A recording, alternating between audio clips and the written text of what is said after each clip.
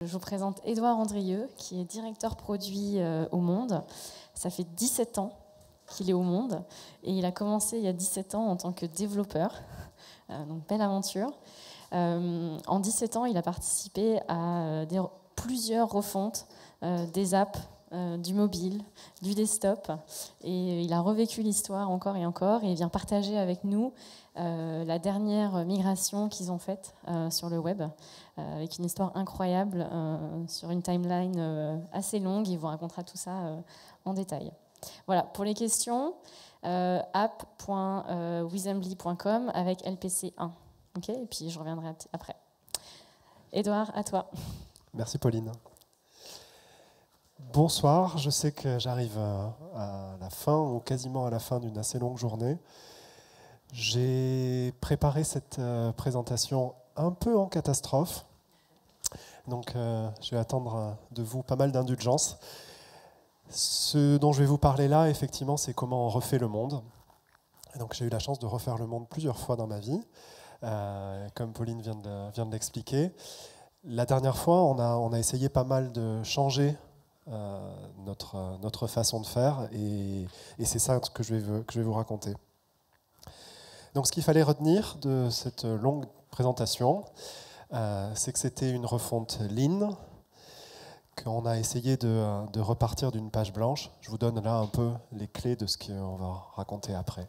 Donc on a essayé de repartir d'une page blanche, qu'on a voulu vérifier les performances de ce qu'on faisait au fur et à mesure, qu'on a fait des déploiements progressifs et qu'on a introduit de nouvelles méthodologies qui sont le design sprint, et d'essayer de vraiment appuyer nos décisions par la mesure. Je recommence depuis le début. Refaire le monde, là dont on parle, c'est le site web. Les sites web en fait, puisqu'on a 2 sites web encore aujourd'hui. On a un site web desktop, un site web mobile. Et le grand projet dans lequel on s'est lancé, c'est de refaire ce site web pour en faire un seul, ces sites web pour en faire un seul. Et on a commencé par le mobile. Et l'essentiel, enfin même quasiment l'intégralité du talk aujourd'hui, ça va être la première partie, qui est l'aventure jusqu'à à peu près la présidentielle l'année dernière, l'aventure qui nous a amené à remplacer notre ancien site web mobile par le nouveau. Sachant que ce nouveau site web, il a vocation à devenir le site web tout court du monde. Et ça, c'est une aventure qui est encore en cours. Donc, pourquoi refaire le site? En fait, déjà, on n'est pas très très fiers de l'expérience utilisateur qui est donnée par le site actuel. Et puis, on a un business model qui évolue beaucoup. Ces dernières années, il y a quand même pas mal on est pas mal chahuté sur la pub en ligne. Vous avez entendu ça maintes et maintes fois. La progression des revenus publicitaires en ligne est complètement captés par Google et Facebook. Si on veut continuer à donner un futur numérique au monde, ce qui est évidemment l'objectif, on sait très bien que les revenus print qui restent assez importants vont continuer de baisser. Et aujourd'hui, le numérique ne permet pas de faire tenir la rédaction, de subvenir aux besoins d'une rédaction. Donc si ces revenus print continuent de baisser, il faut absolument que les revenus numériques augmentent pour compenser ça et arriver à soutenir cette rédaction de 400 journalistes. Donc il faut augmenter les revenus numériques à un moment où en fait la pub ne semble pas être vraiment la piste de main.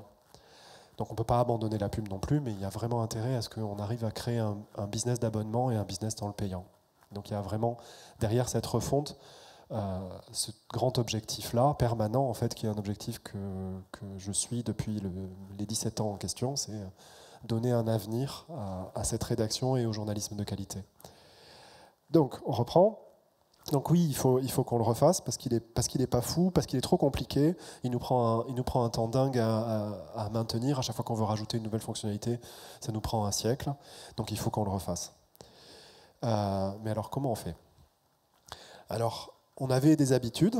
L'habitude, jusqu'à cette fois-là, c'était de s'enfermer dans une salle, souvent pas aussi agréable que celle-là. Et travailler, essayer d'explorer des pistes, construire des maquettes. Et puis, à un moment donné, quand on a quelque chose qui ressemble un peu à un projet qui tient la route, aller voir les personnes les mieux payées de la boîte et voir leur opinion. Donc, aller demander au highest person opinion, donc highest paid person opinion, donc aux hippopotames, ce qu'ils en pensent.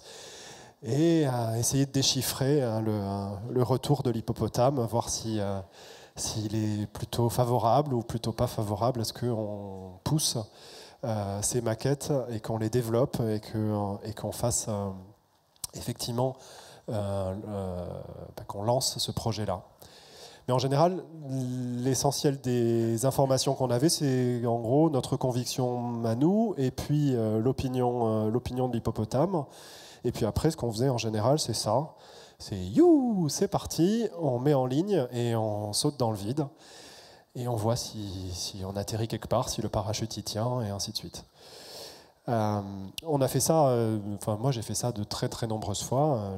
La fois précédente, la plus récente, c'était en 2014 avec la refonte de nos applis iOS et Android.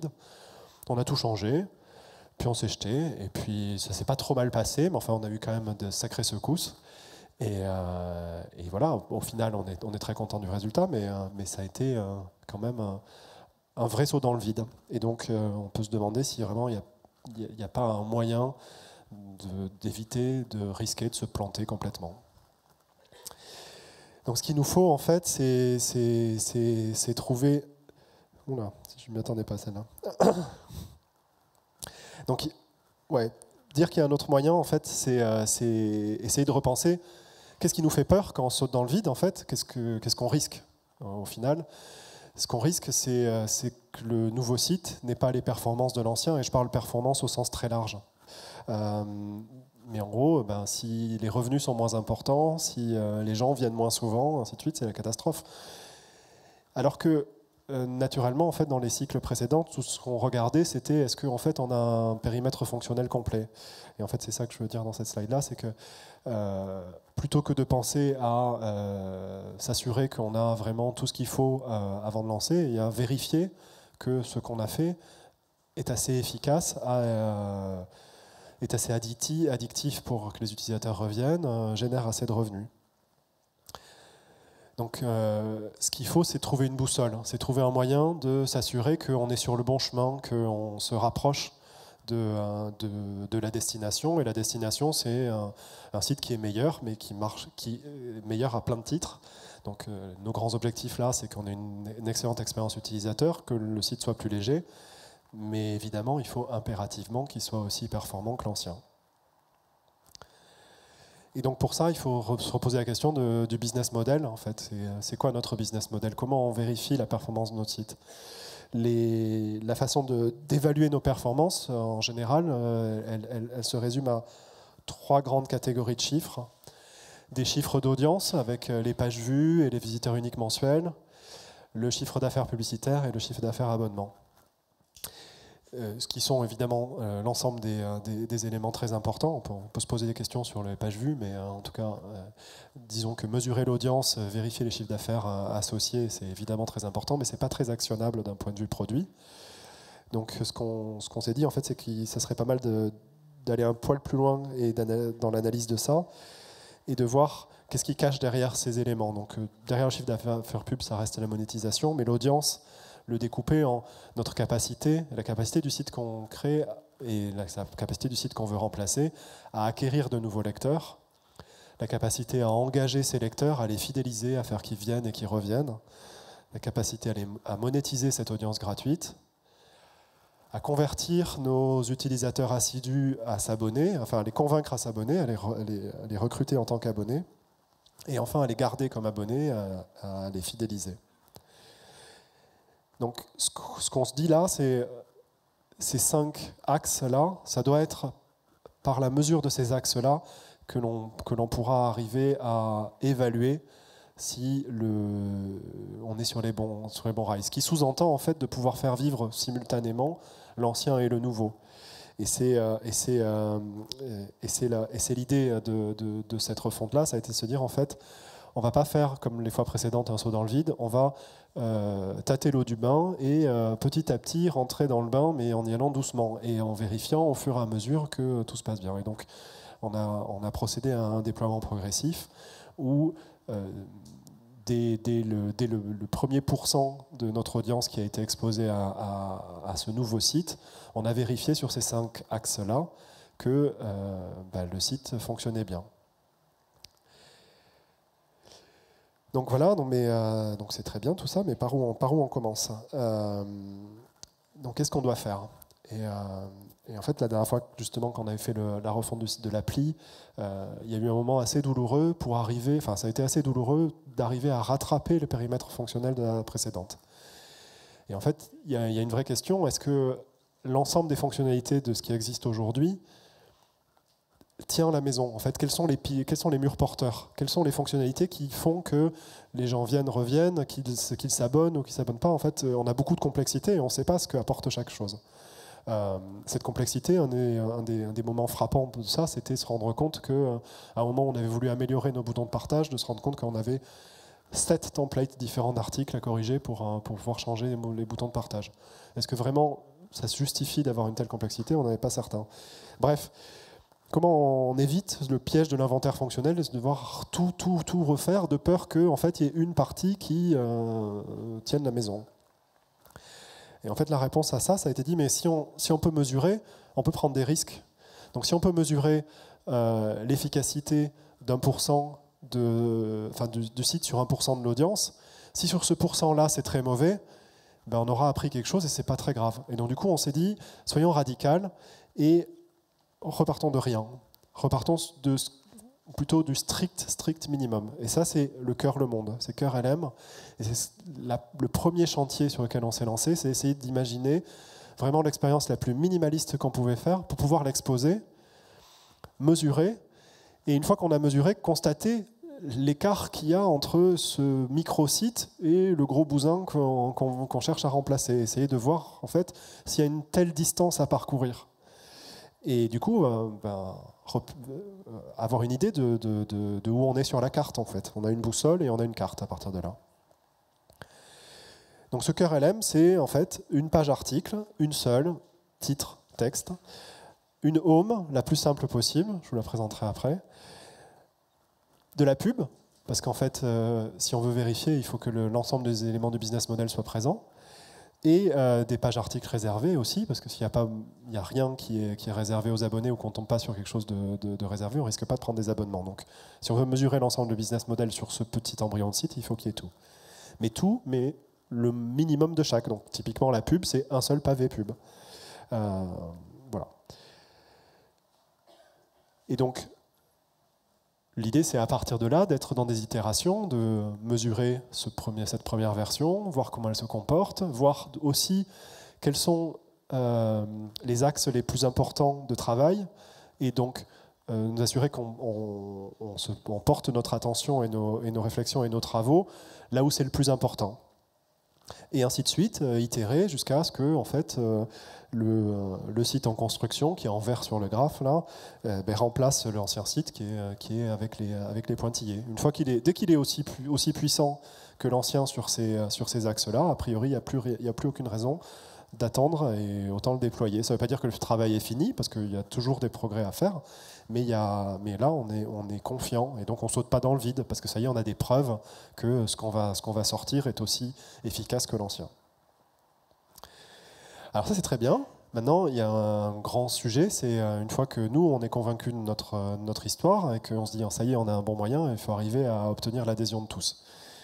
Et obtenir l'adhésion de tous, c'est notamment, pas que, mais notamment obtenir l'adhésion des hippopotames. Et ça peut faire peur à un hippopotame, le côté, en fait, on ne va pas te poser plus de questions que ça, parce qu'en fait, on a notre mécanique, donc on va se débrouiller, on va y arriver, en fait. Tout ce qu'on veut, c'est que tu nous dises que tu ne veux pas changer de business model d'ici l'année prochaine. Si on reste dans les clous, a priori, nous, on va refaire la même chose, mais juste ça sera plus léger, ça sera plus beau, et ça permettra demain d'être beaucoup plus efficace, parce qu'on saura qu'est-ce qui apporte quoi, et on pourra avancer mieux. Et donc pour ça, en fait, on a mis en place un système, en fait, un rituel qui permet de maintenir la direction dans la boucle et qui est vachement important en fait pour s'assurer d'avoir l'adhésion de la direction. Donc pour ça, on a créé un truc très pompeux, le Conseil supérieur de la refonte unifiée. Je crois qu'on avait même encore plus d'anagrammes. C'était évidemment de l'humour, mais c'était quand même comme ça qu'on l'appelait. Et quelque part, il y avait aussi la volonté de dédramatiser le truc un peu en l'appelant comme ça. Mais en tout cas, ce conseil, l'idée c'était de le réunir une fois par mois et de présenter l'état d'avancement de nos travaux. Et donc, ces travaux, en fait, ils sont selon 3 axes. Un premier axe de recherche, c'est en gros, une fois qu'on a fait une première mesure et qu'on constate que, en fait, on est très mauvais dans un des, je sais pas moi, sur l'acquisition de nouveaux lecteurs. Là, ça peut être intéressant d'avoir une petite phase de recherche pour essayer de comprendre qu'est-ce qui cloche. Donc cette recherche, ça peut être des tests utilisateurs, des rencontres avec des utilisateurs, ça peut être de l'analyse data, ainsi de suite. Bref, l'idée c'est que le conseil puisse commander à une cellule de recherche des études sur des points, et puis il va au conseil suivant venir avec ses résultats. Il y a une autre cellule qui est une cellule de conception à qui le conseil va demander trouve un moyen d'améliorer tel axe. Et donc avec un objectif, avec un KPI clair qui doit être amélioré. Et la cellule de conception va réfléchir à ce sujet-là. Concrètement, en fait, va mener des design sprints, mais je reviendrai là-dessus un peu après. Explorer des pistes, faire des prototypes, les tester, et revenir vers le conseil suivant avec, ben voilà, en fait, pour améliorer l'engagement de nos utilisateurs, pour faire qu'ils reviennent plus souvent, mais on pense que ça serait intéressant de proposer l'inscription à une newsletter, par exemple. Et en fait, non seulement on a pensé ça, mais on a testé une façon de l'insérer dans l'article. Quand on a fait les tests utilisateurs derrière, ça s'est bien passé. Et nous, ça nous paraît être quelque chose de pertinent et donc quelque chose que vous devriez essayer de développer pour voir en situation réelle ce que ça donne. Et donc effectivement, à ce moment-là, le conseil va se dire, bon, ben ça c'est une bonne piste, donc on y croit, on croit à la méthodologie qui a été mise en place, et donc on l'envoie en développement, et l'équipe de développement va revenir un mois après avec des mesures concrètes sur le pourcentage de lecteurs qui auront été exposés à cette variante, pour dire en fait, bah oui, ça a marché ou non, ça n'a pas eu les résultats escomptés, donc on continue d'itérer, et le conseil peut décider bah, s'il continue d'itérer ou non, en fait, ça y est, on a passé trop de temps sur ce sujet, passer sur un autre. Voilà. Et du coup, ça permet de maintenir le directoire dans la boucle, sans jamais leur demander la couleur du bouton, si ça leur convient, ou s'il faut qu'il soit à gauche ou à droite. C'est vraiment, voilà, vous voulez qu'on prenne des abonnements, vous voulez que les abonnements y restent, ben on a ces chiffres-là, on a fait ça pour ça. Ils sont quand même partie prenante de la stratégie pour corriger le problème, mais en fait sont moins intéressés aux solutions et plus sur la progression. Bref, donc du coup, on a eu l'adhésion de tout le monde. Il y a tout un gros pan que j'ai coupé dans ma presse qui raconte comment on a aussi travaillé à faire en sorte que toute la maison adhère au projet avec pas mal de présentations. Mais bref, une fois qu'on a tout le monde qui est embarqué, on peut démarrer.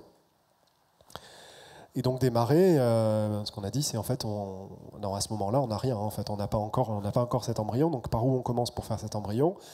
Eh bien, par la page article.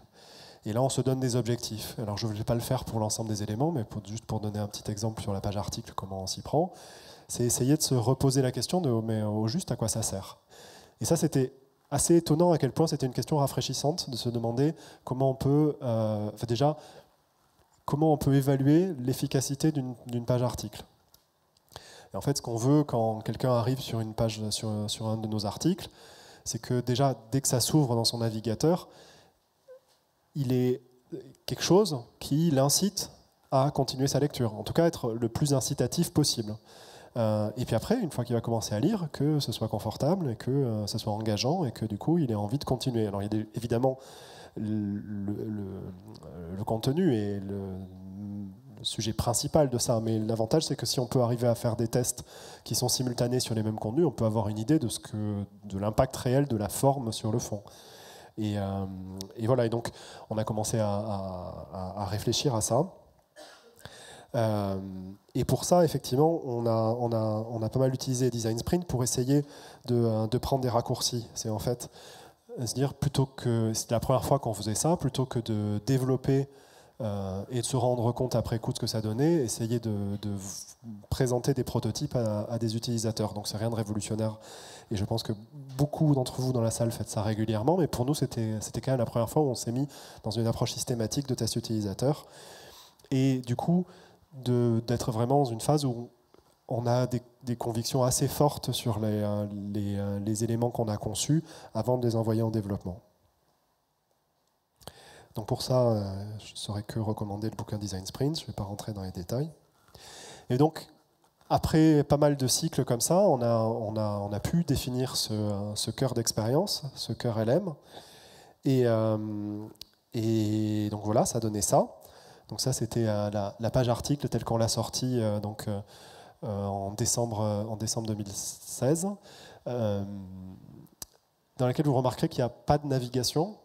Parce qu'en fait, dans le cœur LM, il n'y avait pas écrit navigation. En fait, on est sorti avec un truc qui n'avait même pas de navigation. On savait très bien que ça serait nécessaire à un moment ou à un autre, mais en fait, c'est intéressant de savoir quel impact ça a et quelle est l'importance de la navigation. Donc on a effectivement un logo. Alors, il est cliquable. Il se trouve qu'il est cliquable. Il n'y a rien qui l'indique. Et donc les gens pouvaient aller sur la une comme ça, mais il fallait qu'ils le devinent. Et voilà, juste le contenu. On a l'équivalent pour les articles réservés, et où là, on s'est un peu posé la question, et on a fait dans les design sprints et dans les quelques itérations avec les tests utilisateurs, pas mal d'essais pour voir comment on peut un peu mieux raconter pourquoi s'abonner, là où en fait on avait quand même plutôt l'habitude de mettre un bouton avec 1 € le premier mois, et puis c'est tout. Et enfin la une. Et la une, en fait, ce qu'on avait mis là-dedans, c'est les 3 articles principaux et puis brutalement les contenus antéchronologiques. On n'a pas de conviction éditoriale là-dessus. À ce moment-là, en fait, on se dit juste, on veut avoir la une la plus simple qu'on peut tester le plus vite possible. Et donc, c'est ça qu'on a envoyé. Donc, juste pour revenir un peu sur la timeline, en fait, ça, du coup, ça nous a amené, en fait, effectivement, donc début décembre, on a commencé les tests, et après, on a eu en fait toute une cycle itérative qui nous a permis de gagner en confiance sur le produit qu'on était en train de développer, jusqu'au lancement à 100% en avril dernier, donc en avril 2017, donc juste avant la présidentielle. Donc voilà, on a cet embryon de site, on le déploie à 1%, on mesure. Et on va vers le fameux CSRU présenter les résultats. Et là, ce que je vais vous présenter, c'est les slides que j'ai présentés effectivement au conseil la première fois qu'on a pu mesurer des choses. Donc le premier point, c'est que en fait, je vous avais dit qu'on allait mesurer sur 5 axes. Et donc le premier, c'est l'acquisition, la capacité du site à recruter de nouveaux lecteurs. Le problème, c'est qu'en fait, c'est pas facile à mesurer ça. Donc en fait, il y avait en fait cette volonté de l'afficher, de dire, en fait, on ne sait pas le mesurer. N'empêche, oui, si ça va être un petit élément de saut dans le vide, parce qu'en fait, on ne saura pas exactement ce que ça donnera, parce qu'il n'y a aucun moyen, enfin, il n'y a pas de moyen, en tout cas à notre portée, pour faire des tests de référencement et de SEO. L'impact sur la viralité, on n'a aucune idée de comment on peut le mesurer. Bref, donc la capacité en fait, qu'à ce site-là à acquérir de nouveaux lecteurs, en vrai, on n'en sait rien et on ne sait pas le mesurer. Donc, on continue d'y réfléchir, mais on ne sait pas. Donc, c'était mon premier retour vers le conseil. L'engagement, en appareil, en fait, ce qu'on souhaite mesurer, c'est vraiment la capacité de fidélisation. Là, en fait, ce qu'on a utilisé, c'est un proxy qui est très imparfait. C'est déjà au moins un premier élément qui est, en fait, mais combien de pages vues par visite nos utilisateurs font. C'est très loin de l'ambition de cet instrument de mesure, mais on peut passer des mois à avoir la mesure qu'il faut. Il y a un moment où en fait, on fait avec les éléments de mesure qui sont à disposition. Donc, si on regardait juste sur les pages vues par visite, là c'était assez étonnant de voir, assez frappant, de voir que malgré l'absence de navigation, finalement, le nouveau site, ça suffisait. Alors, ce qui n'est pas complètement étonnant pour un site web mobile, là où on sait qu'on a une très grosse partie de notre trafic qui vient de Facebook et qui retourne en direct. Donc beaucoup de visites à une page. Mais voilà. Mais donc ça c'était quand même un enseignement intéressant sur le côté. Mais en fait, si on regarde que ça, peut-être qu'on n'a pas besoin de navigation. Ça ne veut pas dire qu'il n'en faut pas, mais en tout cas, il n'est peut-être pas la peine d'y passer un temps dingue. Côté pub, ça semblait très bien. Ça semblait même être tout de suite mieux que l'ancien site. Alors là-dessus, c'était un peu compliqué parce qu'il y avait un effet d'aubaine. C'est qu'en fait, on avait fait un pari sur le pavé, le 300-250, qui était encore peu vendu sur mobile. Et il y a des effets d'offre et demande dans la pub programmatique qui fait que on était sur 1%. Oui, c'était très bien vendu sur ce pourcent-là. Mais qu'est-ce que ça peut donner en étendant le site et en prenant l'ensemble de notre inventaire? C'est pas du tout dit qu'il se serait vendu aussi bien. Donc là, signe plutôt encourageant, mais à prendre avec des pincettes. Ensuite, c'est le recrutement à Beau. Et alors là, c'est la baigne. Là, vraiment, le nouveau site, c'est une catastrophe. Il transforme rien du tout. Bon, en vrai, c'est pas étonnant parce que le nouveau site qu'il contient, ce cœur LM à ce moment-là, c'est seulement des pages articles réservées, et c'est au fond de la page article réservée qu'il y a un bouton pour s'abonner. Sachant que les articles réservés ne sont pas particulièrement mis en avant. C'est-à-dire que pour les gens qui vont sur la une, il n'y avait pas de règles ni rien, aucun système pour pouvoir mettre en avant particulièrement nos articles abonnés. Donc il fallait que les gens tombent dessus, qu'ils scrollent. Bon, bref, c'était pas gagné que ça soit aussi bien que l'ancien site. Et enfin, sur la rétention à Beau, pareil, ce que voudrait mesurer là, c'est vraiment le renouvellement d'abonnements. Mais bon, un premier proxy, c'est les pages vues par visite. Si nos abonnés utilisent moins le site, il y a des chances que ça ne soit pas de très bons signes pour la suite.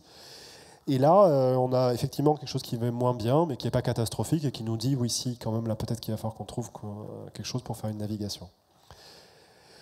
Bref. Le vrai problème, là, c'est la Beau. Donc, on se dit, on suggère au conseil que ce serait bien qu'on travaille sur ce sujet-là pendant un mois. Et le conseil concède. Et donc, on travaille là-dessus. Et un mois après, on revient avec notre avancée. Et donc là, ce qu'on a présenté à ce moment-là, c'était l'évolution du taux d'entrée dans le tunnel au fil du mois d'exploration. On a voulu rattraper les performances de l'ancien site. Je vais passer assez rapidement sur ces slides-là parce qu'il y a beaucoup d'informations, mais en gros, on a commencé par rajouter à côté du logo un bouton d'abonnement en testant différentes variantes. Ça a permis d'améliorer un petit peu les résultats, mais on était encore assez loin Enfin, ça a permis de doubler les performances, mais ça en reste quand même très loin de l'ancien site. On s'est dit peut-être qu'on pourrait mettre en pied d'articles quelque chose de plus engageant sur les articles gratuits. C'est-à-dire qu'en fait, ce que vous avez vu tout à l'heure, c'était les articles payants où il y avait un petit argumentaire. Là, c'est sur les articles payants, sur les articles gratuits, rajouter quelque chose. Aucun impact. Et puis finalement, après, on a rendu le header sticky. Et là, donc le logo Le Monde, en fait, à ce moment-là, s'est effacé. Mais là, on l'a laissé fixe, donc avec le bouton à côté. Et en gros, ça, essentiellement, et en touchant un peu au wording, nous a permis de rattraper l'ancien site. Mais ça avait été hyper douloureux. C'est-à-dire, en fait, nous, on s'était lancé dans le chantier en se disant, les anciens boutons les boutons de l'ancien site, ils étaient tout nuls, il y en avait 8, ils disaient rien. Franchement, ça devrait être facile de rattraper les performances. Et on a eu très chaud, et en fait, on voyait les jours passer, et la date du prochain rendez-vous avec le CSRU approcher, et se dire, mais en fait, on ne va pas relever le challenge. Ça va être un truc. Donc quand même, on a essayé de comprendre un peu mieux ce qui se passait. Et donc un premier truc, ça a été de voir quel est le comportement des gens une fois qu'ils ont cliqué. Et en fait, ce qu'on voit, c'est que sur le témoin, donc l'ancien site, en fait, il a été difficile à battre sur l'entrée. En fait, c'était difficile de rentrer. Par contre, ceux qui rentraient et qui viennent du nouveau site avaient un bien meilleur comportement. C'est qu'en fait, ils restaient plus longtemps, ils scrollaient un peu, donc ils étaient intéressés. Et en fait, on a su pourquoi, parce qu'en fait, on a fait des enregistrements de sessions utilisateurs avec Hotjar. Et en fait, ce qui se passait sur l'ancien site, on n'avait même pas rendu compte, on s'en était même pas rendu compte avant. Il faut que je ouais.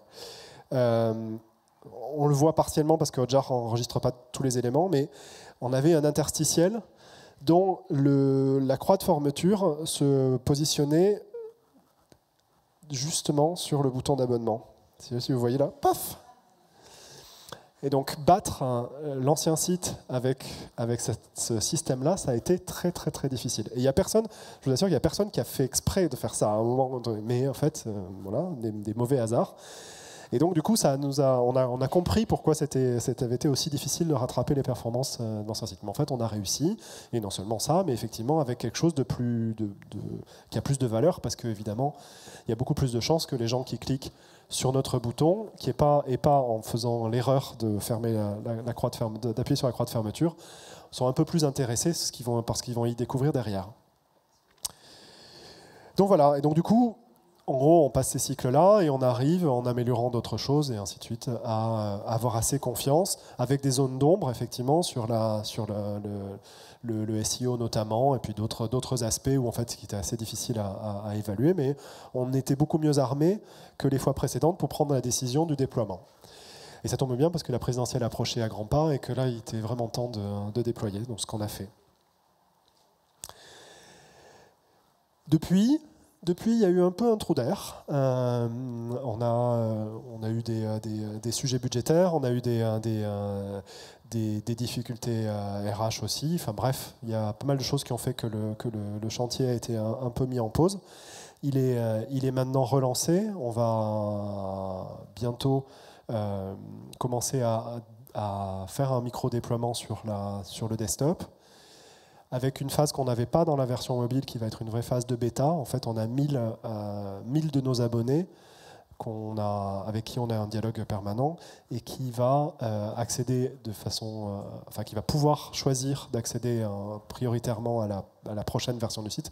Ce qui est très important pour nous parce que là, on fait un pari par rapport à nos utilisateurs plus important que sur le site web mobile. Le site web mobile, c'est notre site le plus important. C'est là où il y a le plus de trafic. Par contre, nos abonnés, ils ont leurs habitudes beaucoup sur et le site desktop et les applis. Mais typiquement la une du site web mobile, elle a un trafic qui est quand même assez faible. Parce qu'effectivement, nos utilisateurs les plus engagés, et évidemment nos abonnés parmi eux, ont plus ce réflexe d'aller vers nos applis ou sur leur ordinateur vers le desktop. Bref, donc on a un plus gros challenge là, et donc on va essayer d'avoir, avant la phase de déploiement automatique, avant même le 1%, avoir une population bêta qui va regarder ça. Ce qu'on a appris sur tout ça, donc je le disais au début, mais en fait, arrêter de penser en périmètre fonctionnel et dire en fait ce qui est important, c'est le résultat, c'est ce que ça va donner en fait. Donc que ce soit pour une refonte ou pour une fonctionnalité, ce qui est important, c'est comment ça se mesure, comment les utilisateurs le perçoivent. Là, j'ai donné une très forte orientation data à ce que j'ai raconté, mais vraiment la partie de dialogue avec l'utilisateur s'est très nettement développée à cette période-là, et c'est aussi important, et les performances du site dont je parle là, c'est aussi la façon dont les utilisateurs le perçoivent. C'est que c'est plus important de travailler sur les problèmes que sur les solutions, et d'amener les décideurs à revenir à ça et à se dire en fait, mais ce qu'ils veulent, c'est des résultats, c'est de s'assurer qu'on travaille sur les qu'on s'adresse aux bons problèmes, et que finalement, que ce soit telle ou telle autre solution, c'est pas forcément le sujet principal. On a appris à écouter nos utilisateurs. Donc effectivement, la mécanique du design sprint et une vraie habitude de test utilisateur s'est installée. Donc du coup, maintenant, on a tous les 15 jours 5 personnes qui viennent, quoi qu'il arrive, pour regarder les choses sur lesquelles on travaille, pour qu'on puisse les observer, utiliser le site actuel ou manipuler des prototypes. Et ça, c'est vraiment un très gros pas en avant. On avait déjà fait quelques tests utilisateurs avant, mais c'était systématiquement a posteriori et très difficile d'insérer les modifications induites dans notre roadmap. Donc voilà, on a fait un très grand pas là-dedans. On a appris à mesurer en se méfiant des vanity metrics. Pendant très très très longtemps, on ne regarde que les visiteurs uniques mensuels. On est très fiers d'avoir 9 millions d'utilisateurs par mois, et ainsi de suite. Mais qu'est-ce qu'il y a derrière? Qu'est-ce qu'ils font pour de vrai? Qui sont ceux qui viennent souvent, et ainsi de suite.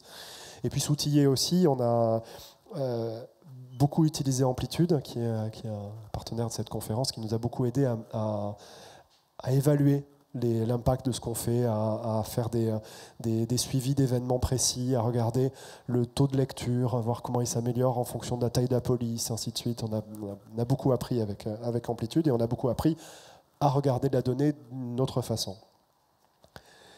Et puis on a appris à itérer vraiment en apprenant, en affinant, et pas simplement des itérations qui sont dans la couverture fonctionnelle, encore une fois. C'est-à-dire qu'on était dans des cycles itératifs et dans des méthodologies agiles, mais qui étaient dans la progression de la couverture d'un objectif fonctionnel et pas dans la remise en question de l'objectif fonctionnel et l'exploration et la découverte. Voilà, c'est tout ce que j'avais à vous dire. Merci.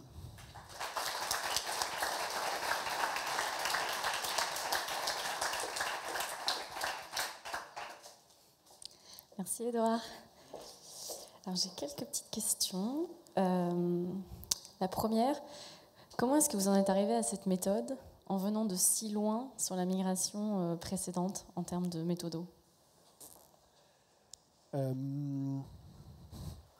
Ça a correspondu à un premier moment où je commençais à en avoir un peu marre d'être au monde. Et je suis allé voir ailleurs si en fait on ne voulait pas de moi. Et donc j'avais très très envie de rejoindre le Guardian, qui était vraiment à ce moment-là et qui est toujours en fait vraiment un modèle de développement produit pour la presse. Et donc j'ai passé pas mal d'entretiens avec le Guardian et en travaillant ça, j'ai découvert précisément leur façon de travailler et j'ai eu l'occasion de l'appliquer derrière. Donc ça s'est bien passé. Voilà. Donc, au Monde, vous avez beaucoup de ressources. J'imagine que vous êtes une énorme team produit, design, développeur. Ouais, après avoir vu Blablacar, je suis pas sûr qu'on soit énorme, mais... Et quelles sont tes recommandations pour suivre une méthode similaire, mais dans des plus petites boîtes, voire dans des boîtes où en fait c'est plus ou moins externalisé? Je ne suis pas du tout sûr que que la taille soit un avantage pour appliquer cette méthode-là, en fait. Ce qui est important, c'est la capacité à prendre des décisions et à embarquer tout le monde dans le fait que qu'est-ce qui est important, quelle est la métrique qu'on veut avancer, sur laquelle on veut avancer. Et moi, j'ai plutôt l'impression que plus on est petit, mieux ça se passe. Après, c'est une question de diversité dans l'équipe. En gros, je pense que c'est vraiment important d'avoir un bon designer, un bon développeur, mais je pense à trois, on peut faire on peut faire beaucoup de choses. Okay. Deux petites questions techniques. Amplitude versus GA. GA, c'est plus un suivi d'audience et Amplitude, c'est un suivi d'événements. Donc, ce que ça veut dire derrière, c'est qu'un GA va être très bon pour aider à déterminer de l'attribution, pour suivre des populations, encore que. Là où Amplitude est vraiment une boîte à outils formidable pour surveiller tous les éléments de l'expérience produit et du coup derrière de pouvoir regrouper des cohortes et comparer leur comportement. Donc c'est un peu plus un équivalent de mix panel que ça. Donc du coup on utilise les deux en fait, mais pas pour les mêmes usages. Je suis pas sûr que ce soit très clair, mais je suis même pas sûr que ce soit très très clair dans la tête en fait. Mais t'aimes bien les deux. Pardon ? Mais t'aimes bien les deux. Oui. Petite question. Du coup, tu disais que tu faisais venir 5 personnes toutes les 2 semaines dans les bureaux. 5 personnes tous les 15 jours. Pardon. Est-ce que c'est vrai ou est-ce que tu dis ça et en fait vous le faites une fois par mois? Non, on le fait vraiment. Après, au cœur de l'été, il y a eu 2-3 arrêts. À Noël, il n'y avait pas grand monde, ainsi de suite. Mais non, c'est très sérieux. Ouais. Et du coup, en termes de logistique, c'est assez lourd. Donc, est-ce que tu peux nous dire, comment vous organisez, comment vous trouvez les personnes à faire venir, est-ce que vous les rémunérez, voilà. Là, on a un bol incroyable, c'est qu'en fait, on a des fans pas possibles. Alors du coup, il y a un biais là-dedans, mais en même temps, notre refonte, on veut d'abord qu'elle plaise à nos utilisateurs fidèles. Donc, ça pour dire qu'en fait, on a juste publié un article au tout début de la démarche, donc en juin 2016, où avec un lien vers un Typeform ou je ne sais plus quoi qui permettait de s'inscrire et de décrire un peu qui était derrière ça et qui sont les utilisateurs qui ont envie de tester. Et on a eu des milliers de candidats juste en 24 heures. Donc, je crois que c'est 2005, un truc comme ça. Enfin, vraiment. Et donc, du coup, c'est assez facile, avec une base de données assez qualifiée. Donc, Si on veut des gens âgés de tel âge à tel âge, machin, enfin, on passe des contacts. On a des lapins, c'est-à-dire qu'en fait, il y a des gens qui nous... C'est-à-dire que quand on cible, quand on envoie un email pour dire est-ce que vous voulez venir, on a beaucoup de gens qui nous disent oui, parce qu'en fait, ils sont vraiment très très motivés. Après, par contre, des fois, ils viennent pas. Mais bon, voilà, mais ça arrive. Mais, par contre, on rémunère pas, non. Enfin, on a un tote bag, la refonte. Dernière question. Demain, tu arrives au boulot. Juste avant, c'est en fait, je voulais quand même signifier. Enfin, je vais pas citer tous les gens, mais en fait, il y a quand même un travail extraordinaire qu'a fait quelqu'un qui s'appelle Audrey Williamson, que j'ai essayé d'entraîner dans la galère aujourd'hui pour faire le talk avec moi, et qui a vraiment beaucoup porté ça. Et en fait, cette démarche Kali. Et puis, si je la cite elle, je cite aussi Nicolas Galland, que Tiga nous avait proposé pour la partie data. Et lui aurait une bien meilleure réponse que moi sur Google Analytics et Amplitude. Donc, dernière question. Demain, tu arrives au boulot et on te dit qu'il faut faire une autre refonte. Qu'est-ce que tu fais différemment ? Alors, en fait, je risque pas d'arriver demain au bureau parce que en fait, je suis toujours présenté comme directeur produit au monde, mais je viens d'en partir en vrai. Et donc, on va continuer cette démarche, mais oui, on va faire d'autres fois. Et donc, si dans ton prochain job, il faut faire une migration, qu'est-ce que tu fais différemment ? Je pense qu'il est vraiment important, c'est d'avoir l'adhésion des hippopotames, mais plus profonde que celle que j'ai obtenue, et s'assurer effectivement à toutes les étapes que la direction est vraiment engagée et sait ce qu'on fait et peut avancer. Ça a été une douleur un peu difficile. Voilà. Merci beaucoup d'avoir fait cette présentation en un temps record.